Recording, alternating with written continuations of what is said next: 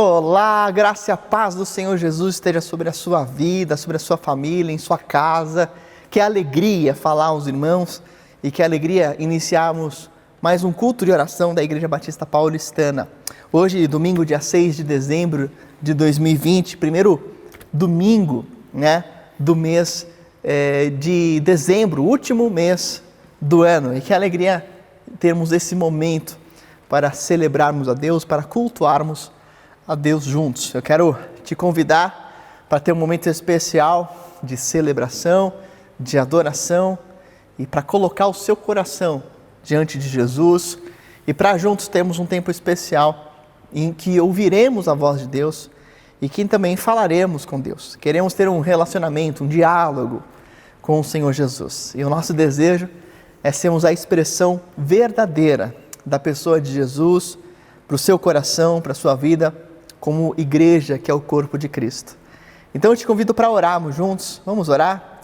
Obrigado, meu Deus, por essa oportunidade que nós temos de cultuar a Ti, de celebrar a Ti, de pregar a Tua palavra, de ouvir a Tua palavra, de estudar as Escrituras, de compreender a Tua vontade, de conhecer o Senhor Jesus.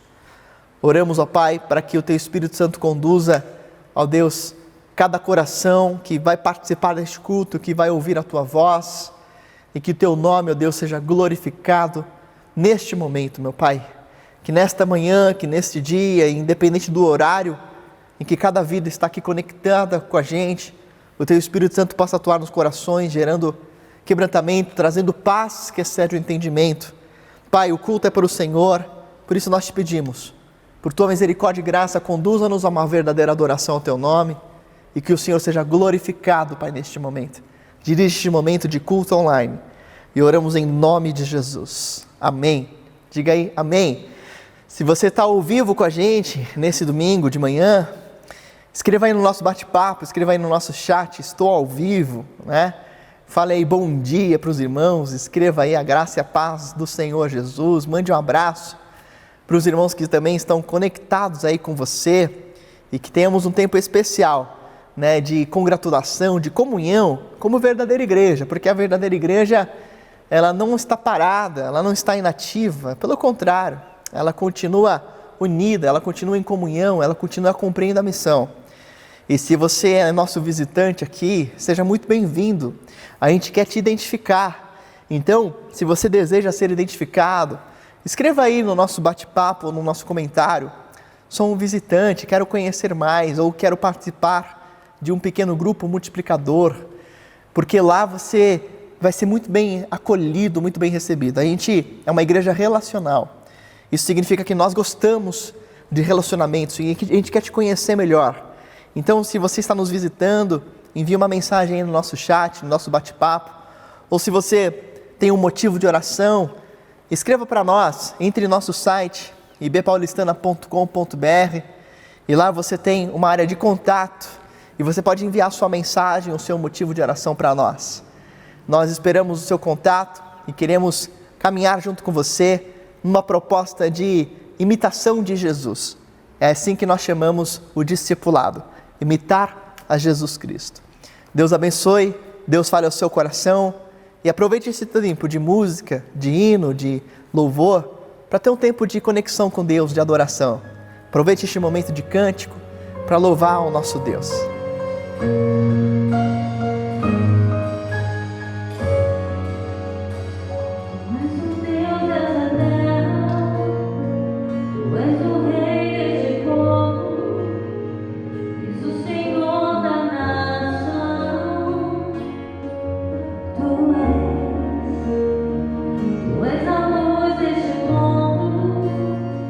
Esperança para os perdidos, Tu és a paz dos cansados.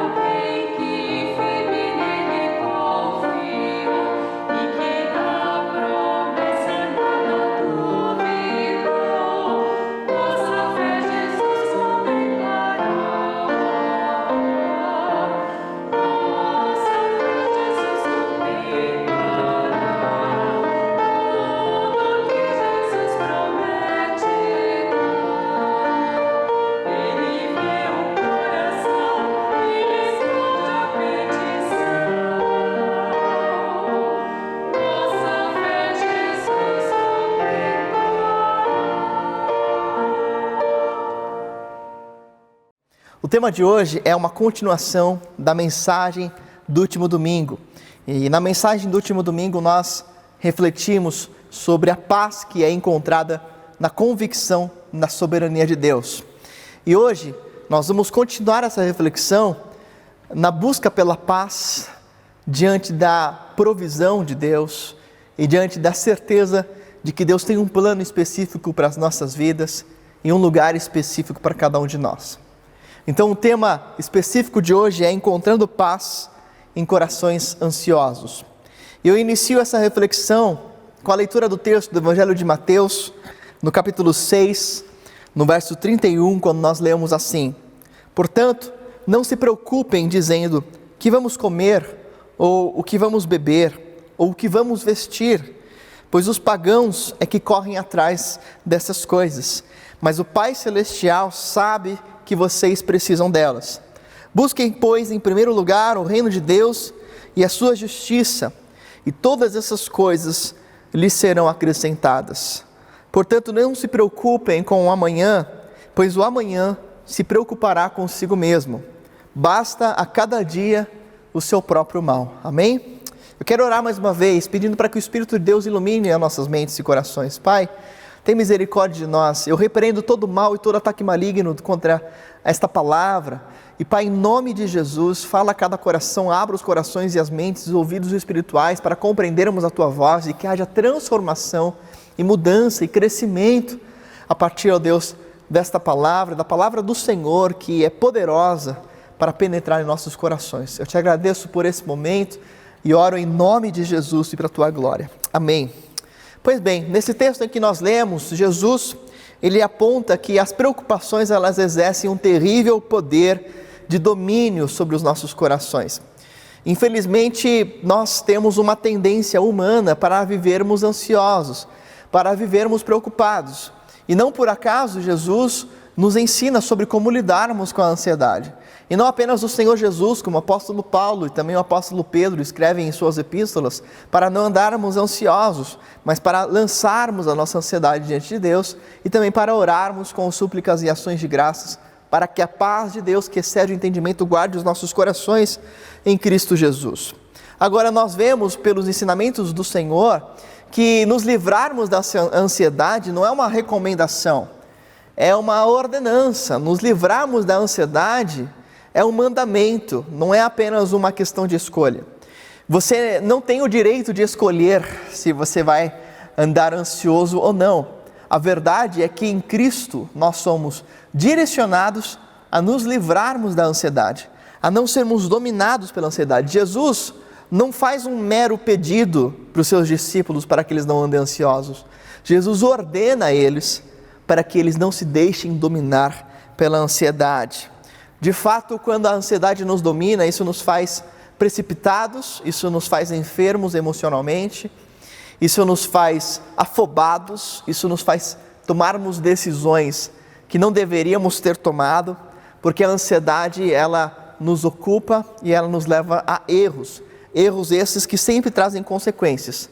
Ainda que não seja você quem pague pelas consequências dos seus erros, alguém vai pagar. Isso vai prejudicar o seu relacionamento com as pessoas.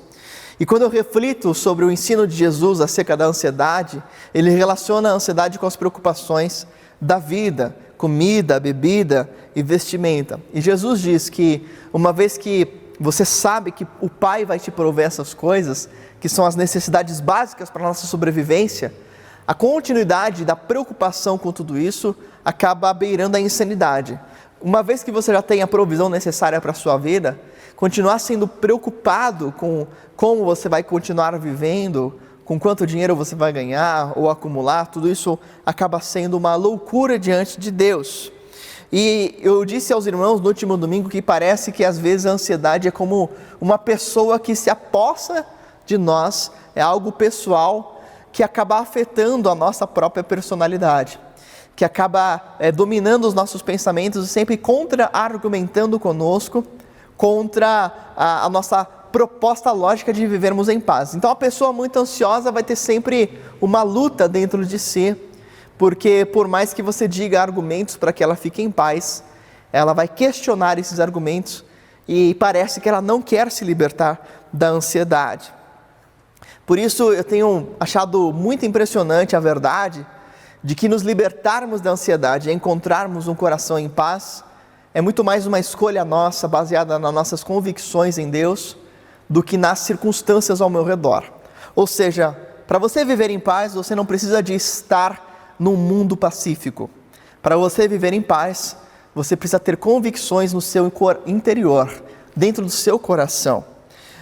A paz no coração é algo que depende mais das suas convicções pessoais do que das circunstâncias. No último domingo nós vimos algumas crenças essenciais para alcançarmos a paz na soberania de Deus.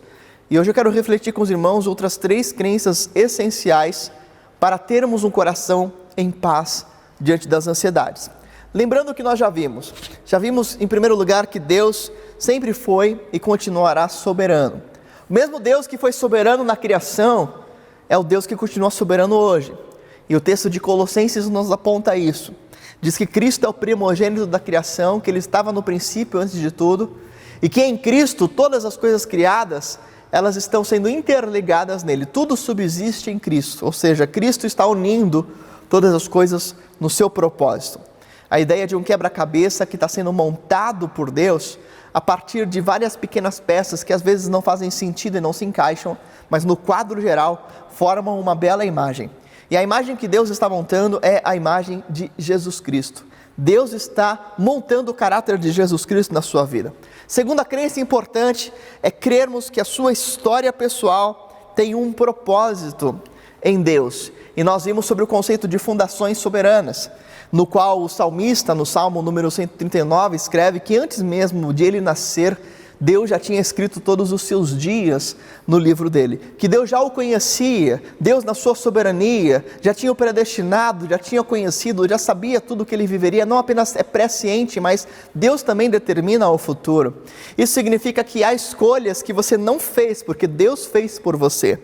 Escolhas como, por exemplo, o lugar onde você nasceu, o seu país, a sua origem, a sua etnia, a sua família, os seus pais, os seus irmãos, a sua casa, a sua nacionalidade, a sua cultura, o seu idioma, o seu sexo, tudo isso não foi você quem escolheu, foi Deus quem escolheu para você, porque faz parte de uma construção específica do Senhor sobre a sua história pessoal, para um propósito especial.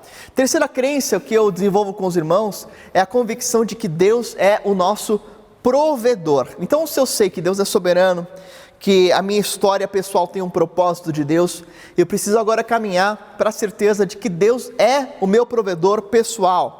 Eu tenho certeza que você conhece alguns salmos bíblicos que falam sobre a provisão de Deus, e certamente você já decorou esses salmos, né? Quem é que não sabe o Salmo número 23, verso 1? O Senhor é o meu pastor e nada me faltará. Nós gostamos e amamos este salmo, talvez porque ele afirma que o Senhor nos provê tudo o que nós precisamos, que o Senhor Deus é aquele que realmente nos pastoreia e que nos proporciona aquilo que realmente precisamos, nada terei falta. O Salmo número 34, verso 10, diz assim: os leões podem passar necessidade e fome, mas os que buscam o Senhor de nada têm falta.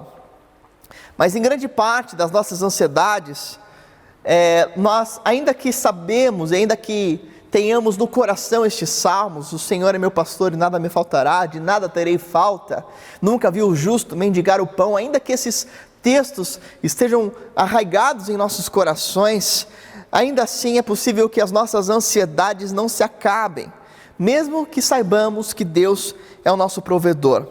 Por quê? Por que grande parte das nossas ansiedades continuam, mesmo com a crença de que Deus é o nosso provedor e de que Deus é realmente tudo o que nós precisamos? Sabe por que nós continuamos ansiosos? E eu pergunto, você tem ansiedades? Você é ansioso? Pensa aí comigo, você costuma ser uma pessoa ansiosa? Eu tenho as minhas ansiedades, mas eu creio no texto bíblico que fala que Deus é o meu pastor e nada me faltará. Por que a gente continua ansioso, mesmo sabendo que Deus é o nosso provedor? Sabe por quê? É porque nós não queremos apenas saber que Deus é o nosso provedor, nós queremos saber como Ele vai nos prover. O nosso problema, de seres humanos que somos, é querer dominar todas as coisas que não cabem a nós dominarmos. Deus nos revelou que Ele vai nos prover, mas Ele não nos falou como Ele nos proverá. E nós, na nossa limitação humana e na nossa ansiedade, não nos contentamos em saber que Deus vai nos prover. Nós queremos saber como, os detalhes. Como é que Ele vai fazer para me dar o que eu preciso? Como é que Ele vai fazer para me saciar, para me satisfazer, para me sustentar? Qual é a vontade e o plano de Deus? Acontece, meu irmão, que o como, Deus não garante te informar. O que cabe a nós é termos a certeza de que Ele fará. Deus, quem doa a vida, cuidará para que a vida seja mantida conforme o sustento necessário, segundo a sua soberania. Mas não nos é dito como, mas sim que Ele nos garante a manutenção da vida. Jesus deixa isso claro lá no Sermão do Monte, Mateus capítulo 6, quando Ele afirma sobre os pássaros que comem, as aves. Jesus diz que Deus alimenta as aves. E Jesus diz, olha, busquem, portanto, em primeiro lugar o reino de Deus e a sua justiça, e essas coisas, comida, bebida e vestimentas, vão ser acrescentadas para vocês. Nós cremos então que, conforme a palavra de Jesus, é Deus quem alimenta os passarinhos, é Deus quem providencia para elas alimento. Deus cuida para que esse suprimento não lhes falte, mas ao mesmo tempo cabe às aves buscar o próprio alimento, buscar as sementes, buscar os insetos, se alimentar disso tudo. Deus me deu a dádiva da vida, Deus garante que vai cuidar e vai me sustentar, mas Deus não argumenta com a gente como isso há de suceder. Ele simplesmente diz que assim sucederá, e é assim que nós temos que crer, que Deus é o nosso provedor e que isso nos basta. O fato, meus irmãos, é que nós nunca seremos totalmente saciados na nossa necessidade de domínio de toda a situação e de todo o conhecimento das informações. Por mais que você acredite que se você soubesse todos os comos, se você soubesse tudo e os detalhes, você ficaria menos ansioso, isso não é uma verdade. Porque por mais que você saiba todos os próximos passos que você dará no seu futuro, isso não te faz menos ansioso. O que nos faz de fato nos libertarmos da ansiedade é acreditarmos que o nosso futuro está nas mãos de Deus e que cabe a nós descansarmos nele. Basta-nos saber que Deus vai nos conceder força, vai nos conceder direcionamento, estará conosco a cada passo que nós daremos. De forma prática, meus irmãos, nós sempre teremos condições dadas por Deus para trabalharmos, para encontrarmos sustento, para obter alimento, para obter as condições de moradia, a fim de que a vida que Ele me deu se mantenha. Eu fico imaginando, por exemplo, meus irmãos, o que se passou na cabeça de Moisés, quando ele estava levando aquela multidão de mais de 2 milhões de pessoas no meio do deserto, fugindo de Faraó e do seu exército, e eles se deparam com o mar na frente dele. E aí Deus diz para Moisés, diga ao povo que marche. Imagina que passou na cabeça daquele homem que tinha passado 40 anos, escondido, isolado, e Deus o chama já com 80 anos para buscar o povo, tirar o povo do Egito, e ele se depara no meio de uma fuga, em frente ao mar, um beco sem saída, e Deus diz para ele, olha, fala para o povo para continuar, para prosseguir. O que você faria na situação de Moisés? Eu acredito que muitos de nós ficaríamos aí desesperados, ficaríamos ansiosos, ficaríamos indagando a Deus. Eu imagino que Moisés tentou argumentar com Deus, falou assim, Deus, seria melhor se o Senhor me explicasse o que vai acontecer, porque o Senhor quer que eu afogue esse povo todo? O Senhor quer realmente que eu fale para o povo se lançar no meio do mar? Moisés ficou se questionando. Eu imagino que eu me questionaria, eu falei, como assim, Deus? O que o Senhor quer fazer aqui? O Senhor quer matar essa população inteira? O Senhor quer realmente que o povo saia nadando no meio do mar? O que vai acontecer? Seria melhor, se Deus dissesse para Moisés, Moisés, é o seguinte, eu vou fazer o mar, vai se abrir, depois eu vou afogar todos os egípcios. Mas Deus não necessariamente disse isso. Deus não tinha a obrigação de explicar para Moisés tudo o que ele faria. Não daria tempo para Deus ficar explicando para Moisés algo que Moisés talvez nem entendesse. Ainda por cima, é provável que se Deus explicasse antes que abriria o mar com fortes ventos, Moisés também ficaria levantando objeções contra a estratégia divina. Talvez é por isso que Deus não fique explicando, porque Ele não é obrigado a te explicar. E porque muitas vezes, se Deus realmente se humilhasse a ponto de explicar tudo para nós, na nossa petulância, ficaríamos questionando a Deus. Para dias ansiosos, meus irmãos, basta crermos que Ele fará. Basta crermos que Ele nos concederá o que precisamos, pois o como, a forma como isso vai acontecer, vai ser desenrolado nos próximos dias. É o que Jesus diz: basta cada dia o seu próprio mal. E o mal de hoje é vencido por saber que Deus proverá, que Deus está no controle. E hoje, meu irmão, você pode, e hoje é o dia de você descansar sabendo que Deus é o seu provedor, amém? Agora, a quarta convicção que nós precisamos ter para encontrar paz em meio às ansiedades é crermos que Deus tem um plano a ser cumprido em cada um de nós. Deus tem um plano específico para a sua vida. Iniciar uma jornada, uma viagem, sem um destino, sem um mapa, é muito estressante. Às vezes pode ser gostoso, se você não tem tempo para voltar, se você tem tempo livre, mas se você precisa chegar a algum lugar e você não tem mais ou menos uma expectativa para onde você está indo e quais são os nortes e os guias e os direcionamentos e as placas de direção, essa viagem vai ser bastante estressante, porque você vai se perder muito, vai perder tempo, vai estressar as pessoas perto de você, E por isso que, da mesma forma, na nossa jornada de vida, crer que Deus tem um destino e que Deus tem um plano específico para nós é algo que nos traz paz em meio às intempéries da vida, em meio às circunstâncias não esperadas. E qual é o plano que Deus tem para cada um de nós? Eu creio biblicamente que Deus tem um plano geral para os seus filhos, mas Deus também tem um plano específico para cada um dos seus filhos. E o plano geral de Deus é que nós o glorifiquemos conforme a imagem de Jesus Cristo.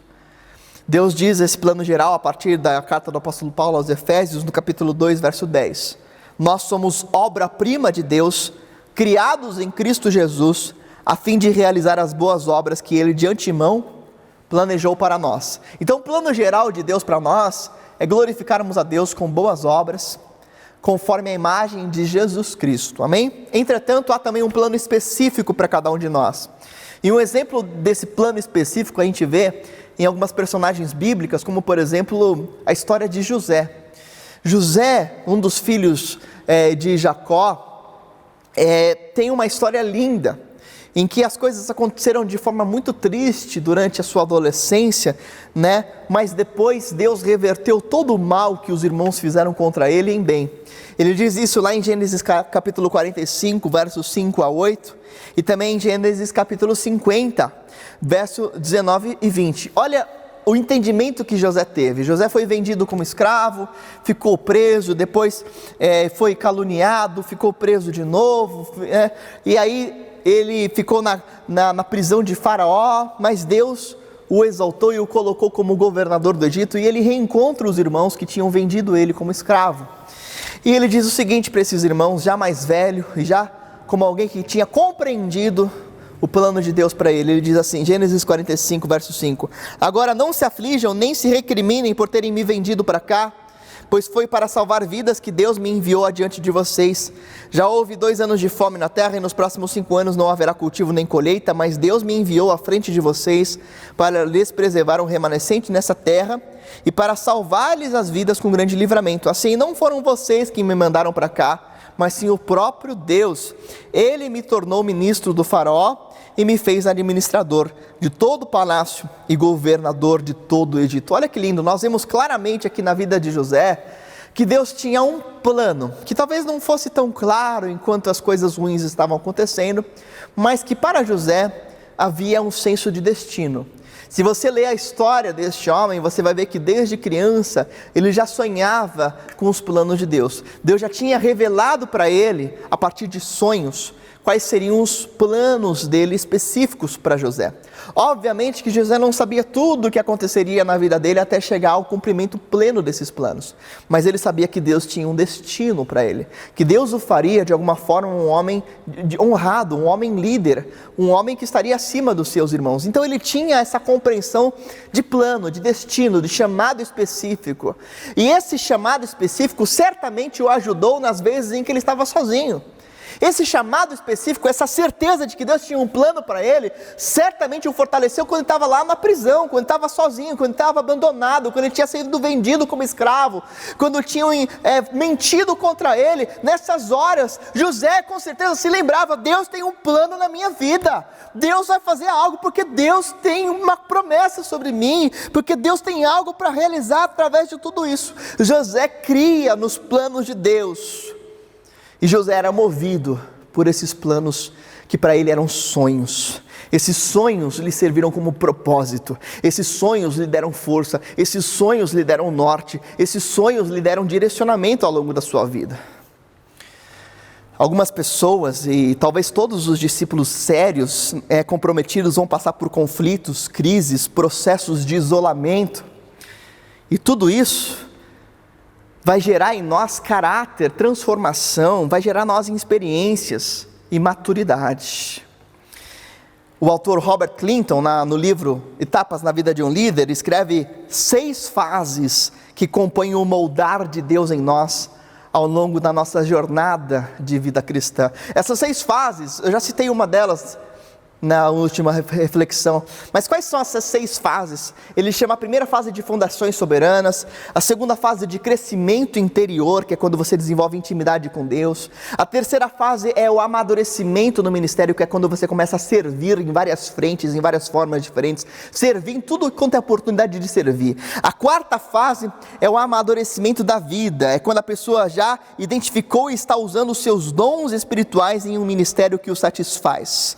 Ele tem um forte senso de prioridade e produtividade, e a comunhão com Deus é mais importante do que o sucesso do ministério. Essa é a fase 4. A fase 5 é o que ele chama de convergência, é quando todas essas 4 fases se interligam e te fazem um ser único dentro do propósito de Deus. E a fase 6 é a fase final, que é a fase de celebração. Ele chama de o pôr do sol, onde o fruto do ministério e do crescimento de uma vida inteira culmina em uma era de reconhecimento e influência indireta de grande alcance. Todos nós estamos caminhando para essa fase 6, para esse pôr do sol. Espero que você esteja caminhando para lá. Mas é muito lindo saber que Deus de fato está trabalhando em fases determinadas em cada um de nós, em cada momento da nossa história em particular, seja nas fundações soberanas, seja no desenvolvimento de intimidade com Deus, seja nos serviços diversos a Deus que você está fazendo em ministérios, seja no amadurecimento, seja na convergência, ou seja no pôr do sol final. Grandes heróis da fé passaram por essas etapas. Eu vejo isso claramente acontecendo em Abraão, ao longo dessa espera para ter um filho, o filho da promessa, o Isaac.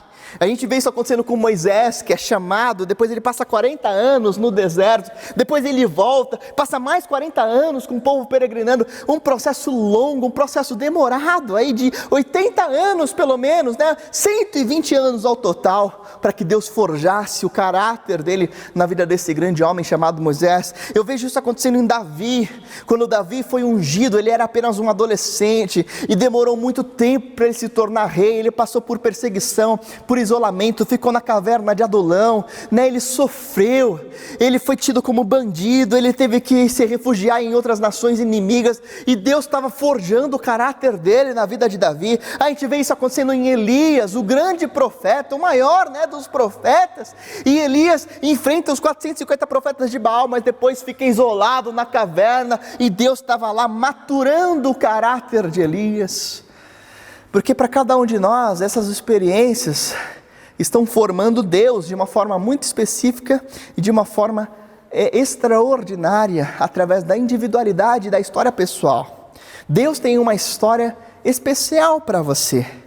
E para encontrarmos uma verdadeira paz interior, nós precisamos ter essa convicção de que Deus está me preparando e está me dando capacidade pelas minhas experiências de vida para algo muito específico. Charles Stanley escreve que há uma maravilhosa sensação de paz quando você sabe que é capaz de ter um bom desempenho ou fazer um bom trabalho, porque Deus te capacitou para isso, amém? Deus te preparou com dons específicos, e Deus, em quinto lugar, tem um lugar específico para você servir. Tudo isso, meus irmãos, vai complementar com a crença de que Deus tem um lugar certo para você viver comunhão, para você ser abençoado e para você abençoar outros e frutificar. A crença de que Deus tem um lugar para mim e para você também me traz paz diante da minha jornada de fé, da minha jornada vocacional, diante da minha história com Deus. Deus tem um lugar para você pertencer e frutificar. Na prática, isso significa que Deus tem preparado um contexto, um local e um grupo de pessoas no qual você vai se desenvolver, crescer, servir e frutificar. Eu tive um mentor, na minha jornada ministerial, que costumava me dizer assim, que as raízes do vocacionado nunca são para baixo, são para cima. E o que ele queria dizer com isso é que nós fixamos raízes em Deus, e a partir de Deus nós entendemos aonde devemos estar, aonde devemos servir, porque nós estamos ligados a Deus, e a nossa conexão com Deus nos faz estar ligados com o local. Esse local só é relevante porque vem da raiz de Deus. Deus nos faz frutificar aonde quer que estejamos, aonde nós formos, os nossos frutos vão ir conosco, porque o chamado de Deus está sobre cada um de nós. Isso também significa que Deus, na sua soberania, tem um lugar especial para que você o glorifique e você frutifique para a glória dele. Jesus diz sobre isso lá no Evangelho de João, capítulo 15, quando ele fala que ele é a videira e nós somos os ramos, e todo ramo que está ligado nele produz fruto, e todo mundo que está ligado em Jesus vai frutificar, e nessa frutificação nós glorificamos ao Pai, e quem não produz fruto é cortado fora. Paulo também escreve em Efésios capítulo 4, verso 15 a 16, que quando nós seguimos a Cristo, a verdade em amor, nós crescemos em tudo, naquele que é o cabeça, que é Jesus, e dele todo o corpo ajustado e unido pelo auxílio de todas as juntas cresce e edifica-se a si mesmo em amor, na medida em que cada parte realiza a sua função. Há algo maravilhoso na frutificação quando nós estamos unidos com Cristo e unidos uns com os outros. Deus te criou para que você tenha comunhão com Ele e para que você tenha comunhão com outros discípulos de Jesus, e assim viva uma verdadeira frutificação numa família de fé. O plano de Deus é certamente que você frutifique em um lugar, em uma congregação de fé, em que você o glorifique. É falsa essa ideia de que você pode ser cristão sem ser igreja, porque você só é cristão se você é igreja. Você não precisa da igreja para ser cristão, mas se você é cristão, você já é a igreja.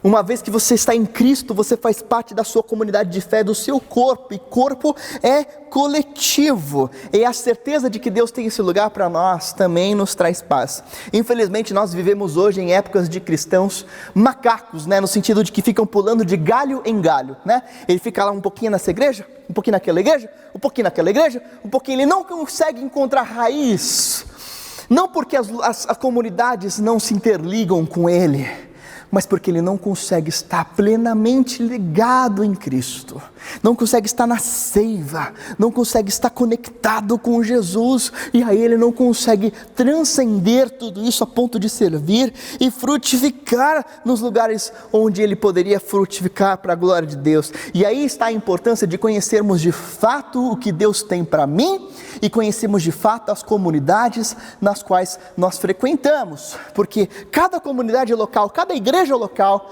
tem uma lista de valores, sejam eles explícitos ou implícitos, e se você se conhece e conhece a Deus, e sabe o que Deus está fazendo em você, você sabe quais são as comunidades que você se identifica com os valores dela. Agora, se você não conhece a Deus, você não se conhece, e você não vai saber qual é a comunidade para servir.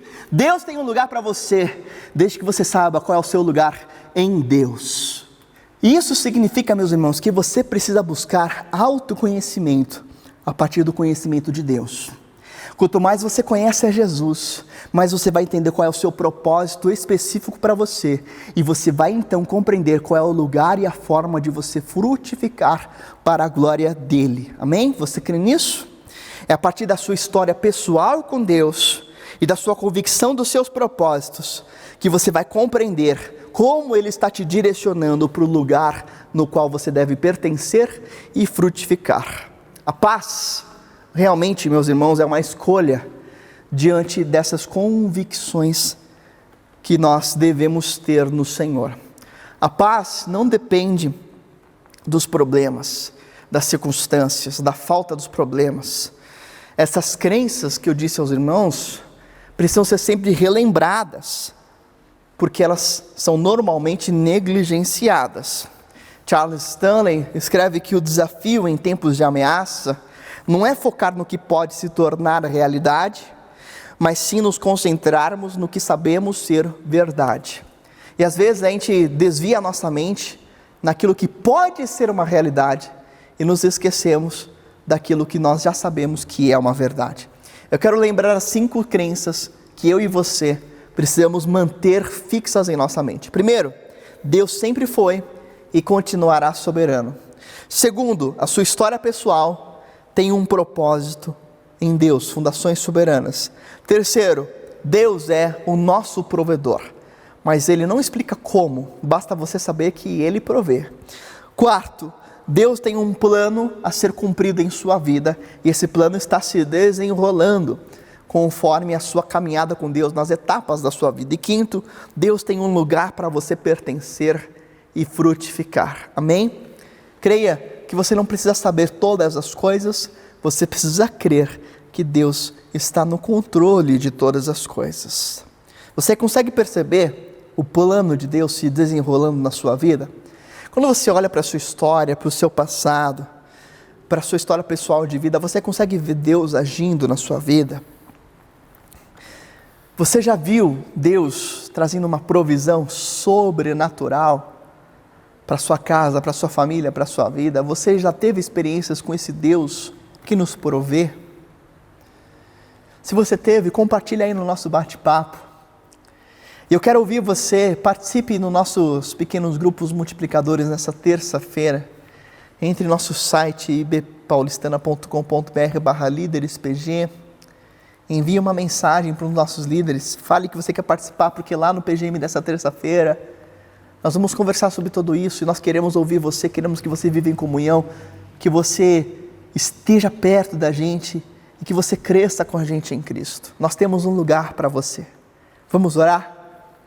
Pai, obrigado, porque o Senhor tem um plano para cada um de nós, e oramos para que esta palavra seja verdadeira em cada um dos nossos corações, encontre morada nos nossos corações e gere frutos que te glorifiquem. Dá-nos o direcionamento e a certeza de que o Senhor tem um plano, de que o Senhor é o nosso Deus que nos provê tudo o que precisamos, de que o Senhor está trabalhando em cada etapa da nossa vida, na formação do caráter do Senhor Jesus em nós, e de que o Senhor tem um lugar para pertencermos e frutificarmos.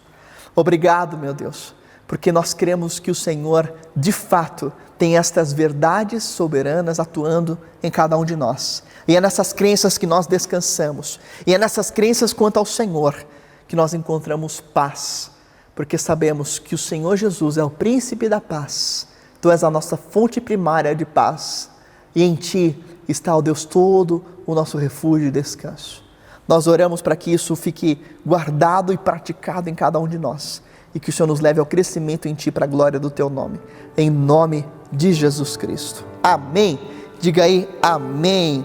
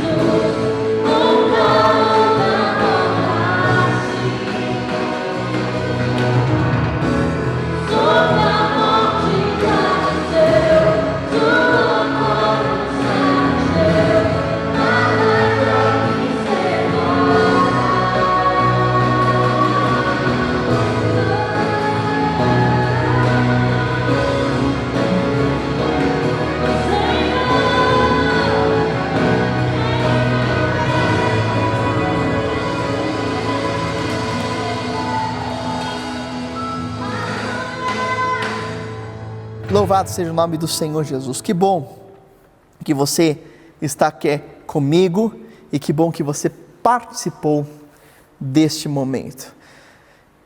Eu tenho agora alguns avisos para você e eu quero agradecer a todos que doaram para o nosso bazar missionário. Obrigado, foram muitas e muitas doações que chegaram aqui.